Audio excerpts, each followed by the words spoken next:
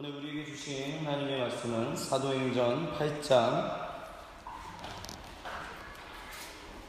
18절로부터 24절까지입니다. 제가 가진 성경 신약성경 200쪽에 있습니다. 사도행전 8장 18절로부터 24절 다같이 큰 목소리로 봉독하도록 하시겠습니다. 시몬이 사도들의 안수로 성령 받는 것을 보고 돈을 들여 이르되 이 권능을 내게도 주어 누구든지 내가 안수하는 사람은 성령을 받게 하여 주소서 하니 베드로가 이르되 내가 하나님의 선물을 돈 주고 살 줄로 생각하였으니 내 은과 내가 함께 망할지어다. 하나님 앞에서 내 마음이 바르지 못하니 이 도에는 내가 관계도 없고 분깃될 것도 없느니라. 그러므로 너의 이 악함을 회개하고 주께 기도하라. 혹 마음에 품은 것을 사하여 주시리라. 내가 보니 너는 악독이 가득하며 불의에 매인 바 되었도다. 시몬이 대답하여 이르되 나를 위하여 주께 기도하여 말하는 것이 하나도 내게 임하지 않게 하소서 하니라. 아멘. 여러분 혹시 조양은이라는 사람을 혹시 아시나요? 젊으신 분 없죠? 젊으신 분이요. 아마 여기 있는 청년, 김장용 청년은 아마 모를 수도 있을 거라고 생각하는데 아마 조양은이라는 사람을 다 아실 거라고 생각합니다. 양은이파 60년대 70년대 정치 깡패였던 걸로 제가 기억하고 있고요. 굉장히 세력을 크게 가지고 있었던 그 두목이었습니다. 근데 제가 그 사람을 실제로 만난 적이 한 번 있습니다. 어디서 만났었냐면 제가 은혜를 받고 처음 주님을 만났던 그 이제 교회, 제가 그때 당시가 아마 고등학생 아니면 고등학교 한 3학년이었던 것 같아요. 그 모교에서 이제 만나게 된 거죠. 근데 그 모교회가 어떤 교회였었냐면 제가 있었던 교회는 약간 어떤 영성훈련 그런 것들을 좀 많이 하는 교회였었어요. 그래서 막 90년대 후반부터 이제 영성훈련으로 막 사람들이 몰려오고 막 사람들이 와서 영성훈련 받고 막 새롭게 변화하여 그리스도의 성숙한 가자 뭐 이런 얘기들이 많이 나오는 그런 교회였는데 그런 교회 정말 많은 사람들이 모이고 막 지역에도 막 부도를 내고 막 그런 교회였었는데 그런 교회에 조양은 씨가 온 거예요. 아마 제가 기억하기로는 감옥에서 출소한 지 한 얼마 몇 개월 되지 않은 상황 가운데서 왔던 걸로 제가 기억을 하고 있어요. 근데 그 조양 씨가 지나가길래 와 조양이다 막 사람들이 스떡거리는 거예요. 그렇구나. 근데 제가 조금 의아하게 느끼는 일이 하나 일어나기 시작했어요. 뭐냐면 그 조양 씨를 교회에서 그러니까 또 교회가 있고 부속 훈련원이 있는 거잖아요. 훈련원이 있는데 그곳에서 이 조양은 씨를 간증자로 세우기 시작하는 거예요.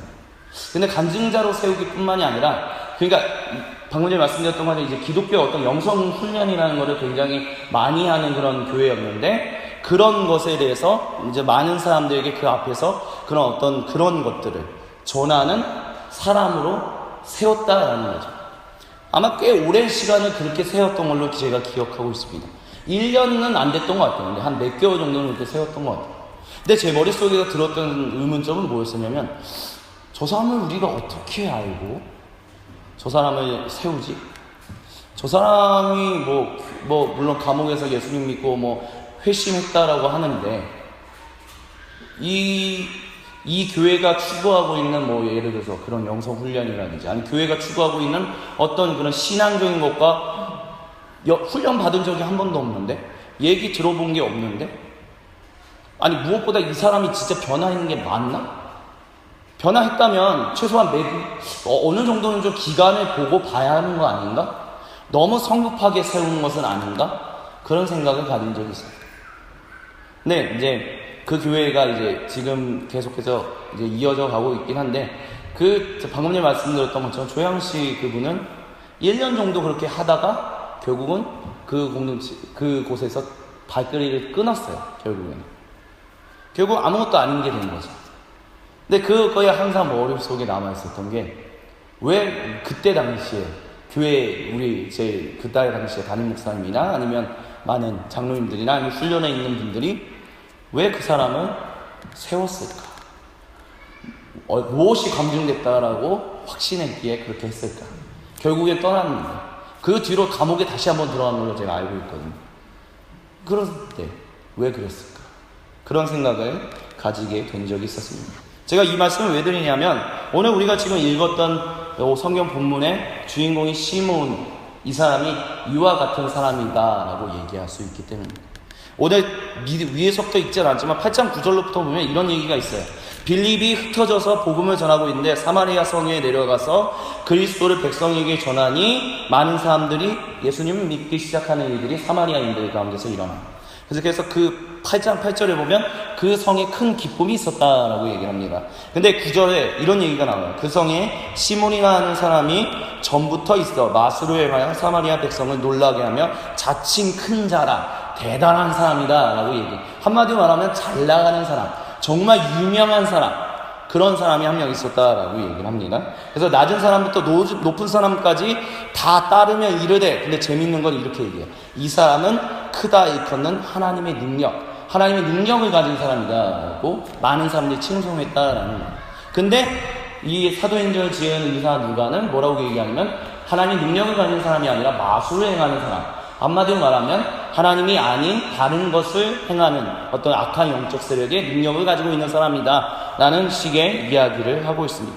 그래서 11절에 보면 오랫동안 그 마술을 놀랐으므로 그들이 사마리아 성에 있는 수많은 사람들이 이제 이 시몬이라는 사람을 따르고 있었던 거예요. 근데 갑자기 또 다른 유명한 사람이 나타나게 된 거죠. 누구냐? 빌립.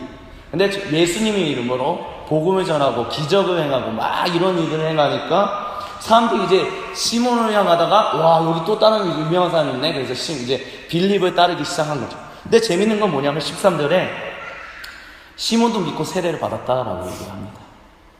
믿고 세례를 받았다라고 합니다. 그 즉 뭐냐? 아 나도 예수님 믿고 예수님 믿는 사람으로서 따라가겠습니다. 그리스도인으로서 살아가겠습니다 라는 무세례를 받았다라고 얘기하는 거예요. 그래서 그 뒤로 뭐라고 얘기하냐면 중요한 건 재밌는 게 전심으로 그냥 가식적으로 한 게 아니라 진짜 모든 것을 대하여 따라다녔다라고 얘기해요. 빌립을 따라다니며 그 나타나는 표적과 큰 능력을 보고 놀라서 했다는 거예요. 전심이라는 거. 오, 전심을 했네. 근데 오늘 우리가 읽었던 성경 본문을 보면 어땠습니까? 두 사도가 이제 예루살렘을 또 파송돼서 왔습니다. 그래서 17절에 보면 두 사도가 그 사마리아에 있는 사람들에게 안수함에 성령을 받았다라고 얘기해요. 즉 빌립을 통해서는 성령을 받지 못했는데 두 사도를 통해서는 성령을 받는 일들이 일어났습니다.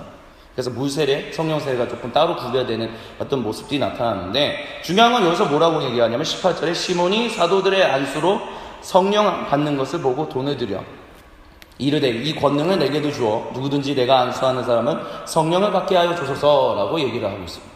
성령을 받는다는 게 도대체 어떤 것이었기 때문에 그랬을까요? 기적을 행하는 것보다 더 큰 일이었을까요? 아니면 능력을 행하는 것보다 더 큰 일이었을까요? 뭐 그랬을 수도 있을 거라고 생각합니다. 방언하는 일이 아마 성령 받고 난 다음에 방언하는 일이 있었을 것이고 오히려 어쩌면 이런 일이 있었을지도 몰라요. 빌립은 이제 안수하여 병을 낫게 하는 일이 있었는데 오히려 이제 성령 세례를 받았던 이들이 다른 이들을 향하여 기도하며 할 때 똑같은 어떤 성령의 능력들이 나가는 그래서 치료하는 일들이 일어나는 어떤 그런 역할 그런 일들도 일어났을 수도 있을 것입니다. 그런 것들을 보고 시몬이 너무나 놀라서 자기가 가지고 있는 모든 돈, 즉 자기가 유명했을 때 빌립이 오기 전에 자기를 따르는 사람들이 헌금하고 뭐 어떻게 뭐 돈을 주고 했던 모든 재산을 다 들여서 나도 성령 받게 해달라라고 얘기한다는 거죠. 성령 받게 해달라 좋은 거예요.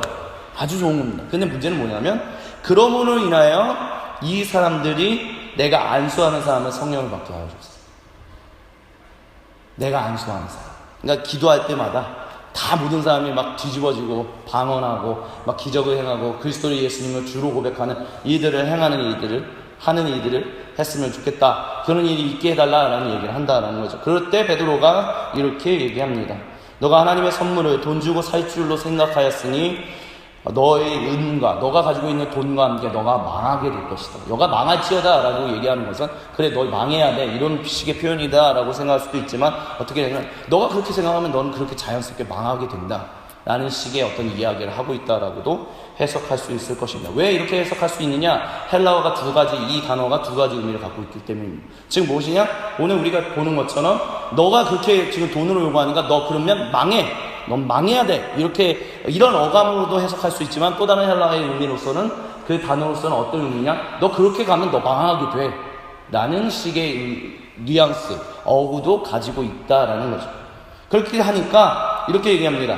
21절에 베드로가 또한 하나님 앞에서 너의 마음이 바르지 못하니 너가 이 도에는 너가 관계가 없고 분깃될 것도 없다라고 얘기합니다. 여기서 말하는 도가 무엇입니까? 사도 바울이 항상 강조하고 사도들이 강조했던 도는 주 그리스도 예수님을 따르는 길에 대한 것을 얘기하는 것입니다. 구세주로 믿어서 그분만을 따라가는 길, 그 도에는, 그 진리에는 너가 전혀 관심이 없고 넌 관계도 없어. 그러면 위해서 너가 그 도에 관심이 없기 때문에 자연스럽게 하나님이 주시는 그 분깃, 그 유산, 그 성령도 너와 관계될 것이 없다라는 식으로 얘기하고 있다는 것입니다. 이걸 통해서 사도 베드로가 얘기하고 있는 것은 무엇이냐? 너가 성령 받는다라는 것은 무엇이냐? 너가 주 그리스도 예수님을 따라가는 것이고 그 주 그리스도 예수님을 진리 중에 진리, 내가 오직 따라야 할 길이다라고 믿는 것이고 그 길을 따라가게 되면 그것에 대한 자연스러운 유산으로서 분깃이 주어지고 그것으로서 성령의 능력들이 주어지는 것인데 너가 지금 그것이 전혀 상관없이 그런 것들에는 관심이 없이 그냥 너가 유명해진 것, 그 유명한 것들 지키는 거 아니면 다른 사람들에게 뭐 어떤 일을 행하는 거에만 관심이 있으니 하나님의 도하고는 상관이 없다는 식으로 지금 얘기하고 있다는 거죠. 근데 중요한 건 무엇이냐? 여기서 우리가 잊지 말아야 할 것이 무엇이냐? 바로 그가 세례 받았다라는 겁니다. 물 세례 받은 사람이다라는 것입니다. 그리스도 물 세례라는 게 무엇입니까? 내가 예수님만을 따라가겠습니다. 그리고 수많은 교회 공동체가 그렇습니다. 이 사람은 예수님을 따라갈 것입니다. 라고 보여주는 확증적인 표징입니다. 자기 스스로도 이제 나는 예수 그리스도를 따르는 사람입니다. 라고 공포하는 것이고 다른 사람들도 그 사람은 예수님을 따르는 사람입니다. 라고 공식적으로 공포하는 것이 바로 물 세례였습니다. 그런 공식적인 공포를 스스로도 하고 받은 이 시몬이라는 사람이 근데 정작 그 도를 따르는 것에는 전혀 관심 없이 제밥에만 관심 있는 것처럼 행동하고 있었다라는 것입니다. 그걸 통해서 사도 베드로는 그렇게 하면 하나님과 관계가 없다라는 식으로 지금 얘기를 하고 있는 것이죠. 또한 22절에 보면 이렇게 얘기합니다. 그러므로 너의 이 악함을 회개하고 주께 기도하라. 혹 마음에 품은 것을 사하여 주시리라. 그러면서 다시 한번 얘기하는데 내가 가만히 보니 너는 정말 악독이 가득해. 불의에 매인 것 같아. 라고 사도 베드로가 얘기합니다. 그러므로 해서 시몬이 대답하여 이르되 나를 위하여 주께 기도하여 말하는 것이 하나도 내게 임하지 않게 하소서 하니라 라고 얘기를 하면서 마무리하고 있습니다. 이 뒤로 시몬이 어떻게 되는지에 대해서는 성경은 더 이상 얘기하지 않습니다. 그가 회심을 했는지 아니면 그냥 그대로 교회로부터 멀어졌는지 어떠한 일을 했는지는 그 누구도 알지 못합니다. 하지만 이 본문을 통해서 우리가 기억해야 하는 것, 그것은 무엇이냐면 사람을 세우는 것 그리고 사람을 보는 것 이런 것들에 있어서 우리가 주의 깊게 보아야 할 것이 있다라는 것입니다. 만약에 이 사마리아에 있는 사람들이 시몬 그 예수님을 믿기 이전부터 정말 많은 사람들이 따르던 사람이었습니다. 그리고 그 시몬이 행하는 그 마술을 가리켜서 와 이것은 하나님의 능력 그러면 그것은 무엇이냐 시몬은 하나님의 능력자라는 칭송을 받고 있었던 사람이었습니다. 근데 그 사람이 이제 물 세례를 받았다라는 것이죠. 물 세례를 받았다라는 것을 통해서 그를 따르던 많은 사람들이 이렇게 얘기할 수도 있었을 거예요. 이 유명한 사람이 세례를 받았네? 예수님을 믿게 되었네? 이 사람 세워서 우리 더욱더 복음 전하세. 더욱더 하나님의 그 사랑을 널리 전하세. 교회 일꾼으로 세우세. 그렇게 할 수도 있었을 거예요. 근데 중요한 것은 이 시몬이라는 사람, 이 사마리아에는 아직 교회가 분명하게 형성되지 않은 시기이기도 하고 그랬기 때문에 아마 그런 일들이 일어나지 않았을 것이다 라고 볼 수 있는데요. 근데 중요한 것은 무엇이냐? 사도 베드로나 또 다른 요한이 보았을 때는 무세례를 받긴 받았는데 하나님하고는 전혀 상관이 없는 거예요.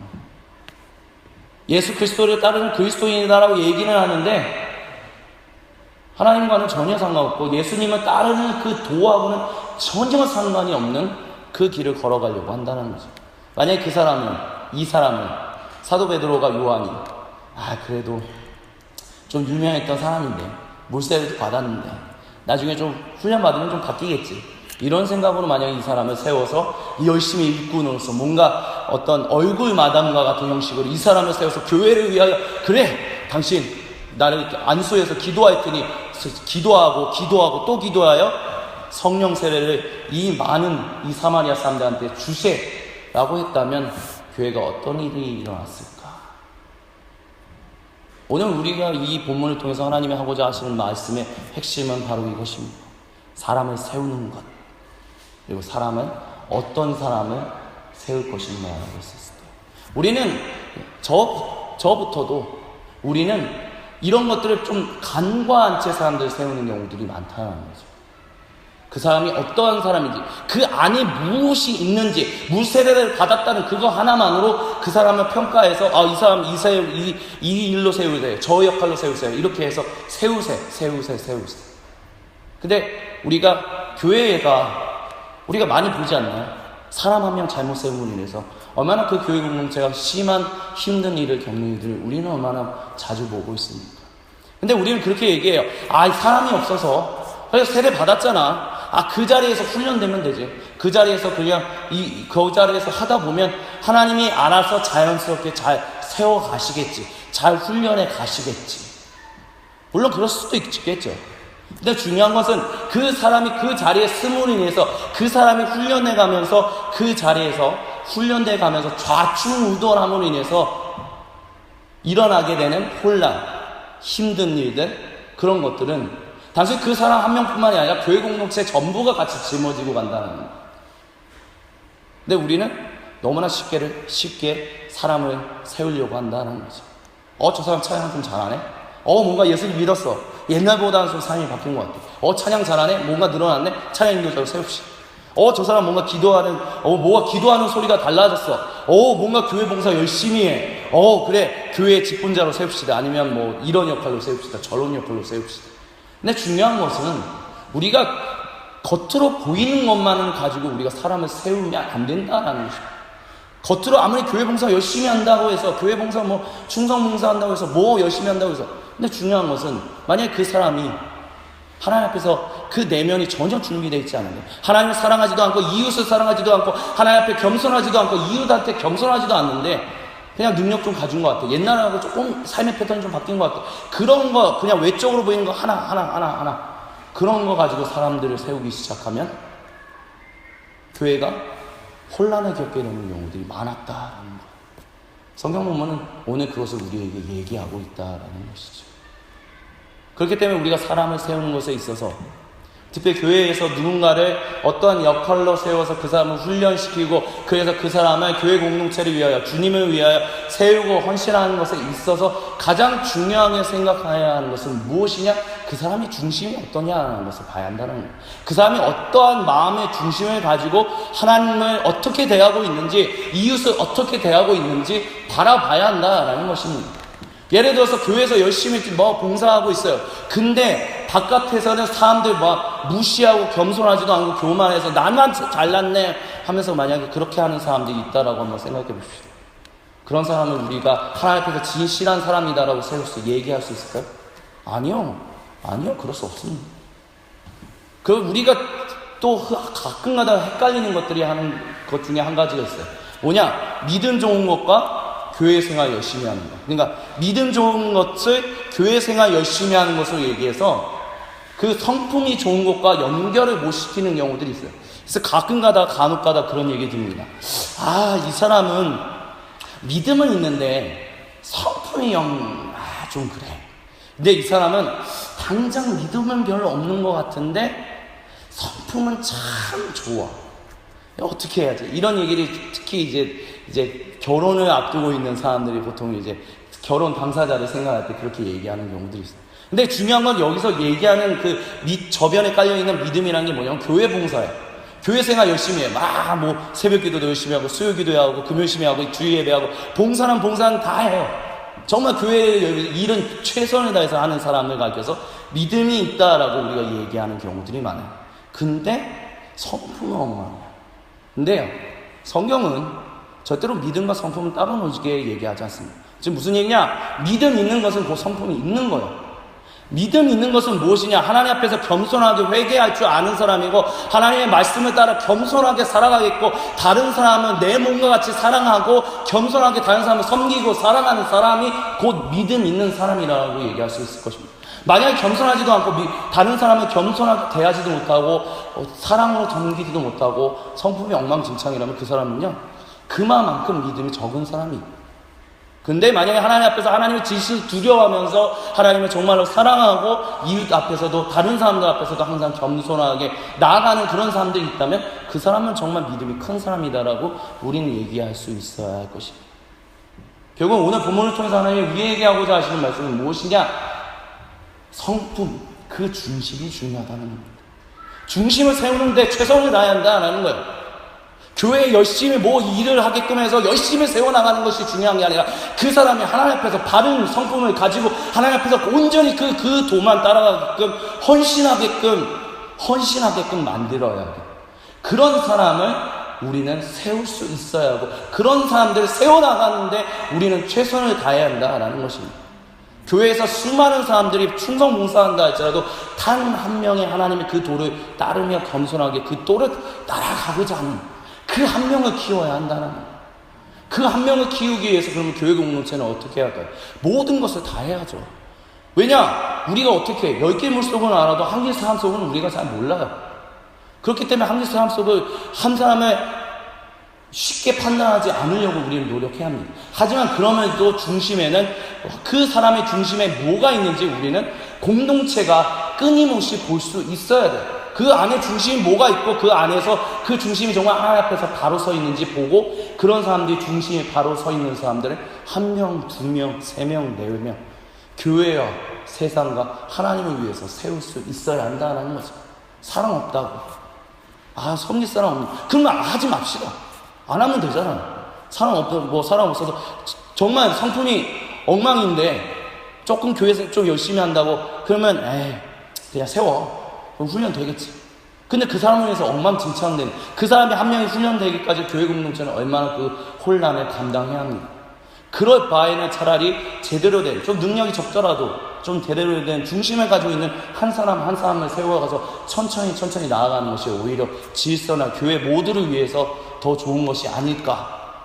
우리는 그렇게 이야기할 수 있지 않을까, 저는 그렇게 생각을 합니다. 어쨌든 오늘 본문이 우리에게 이야기하는 것의 핵심은 한 사람을 세울 때 누구를 세울 것인가? 능력 많은 사람을 세울 것인가? 아니면 유명한 사람을 세울 것인가? 그 사람이 가지고 있는 어떤 이름, 지식, 어떤 명예, 이런 것을 통해서 그 사람을 세울 것인가? 성경은 그렇게 얘기하지 않는다라는 것입니다. 유명하지 않더라도, 능력이 좀 적은 것 같더라도 중요한 것은 그 안에 중심을 보는 것. 그리고 교회 공동체는 그 중심을 세우는데 최선을 다해야 합니다. 그 중심이 진실로 하나님 앞에 바로 서게끔 하기 위해서는 교회 공동체가 모든 에너지를 쏟아야 한다는 거죠. 우리가 해야 할 일들의 모든 것은 바로 사람을 세우는 거잖아요. 하나님의 사람들을 세워야 하는 거잖아요. 그럼 하나님의 사람들은 어떤 하나님의 사람들을 세워야 할 것인가? 하나님 앞에서 그 중심이 진실하여 거짓이 없고 항상 참되며 하나님을 사랑하고 이웃을 사랑하고 하나님 앞에 겸손하며 이웃 앞에 겸손하며 그 섬기는 것을 멈추지 않으려고 하는 사람, 그런 사람들 세워나가는 데 있어서 우리가 열심히 기도해야 하고 열심히 도구해야 하고 열심히 성경 공부해야 하고 열심히 모여서 권면해야 하고, 때로는 어떤 사람이 엇나가고 있을 때 그 사람이 엇나간 것에 대해서 그러면 안 된다라고 권면해줘야 하고 격려해줘야 하는, 그것이 교회 공동체에게 하나님께서 원하시는 것이 아닐까, 저는 그렇게 믿음을 고백합니다. 말씀을 마무리 짓겠습니다. 누구를 세울 것이냐?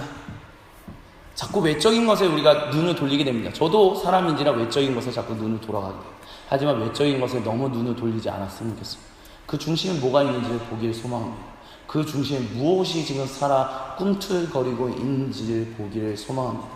그 중심이 만약에 하나님 앞에서 온전하고 진실하지 못하다면 그 사람을 세우는 것에 대해서, 그 사람의 교회 공동체를 위하여 섬기는 것에 위해서 세우는데 다시 한번 좀 재고해보고 정말 이 사람을 세워야 하는가 좀 더 고민해볼 필요가 있지 않을까 그렇게 생각합니다. 오직 중요한 것 하나, 그리고 우리에게 또 하나님 말씀하신 것 한 가지, 그것은 무엇이냐? 우리의 중심이 하나님 앞에 온전해야 한다는 것. 하나님 앞에서 겸손하고 이웃 앞에 겸손하고 그 한 사람을 하나님이 찾으신다는 것을 우리가 잊지 않고, 우리가 사람을 세우고 또한 교회 공동체를 서로 건면하고 기도하고 격려하고 힘을 주는 그와 같은 생명의 일들이 우리 가운데 풍성하게 일어나게 되기를 그리스도 예수님의 이름으로 간절히 축원드립니다. 아멘. 같이 기도하시겠습니다.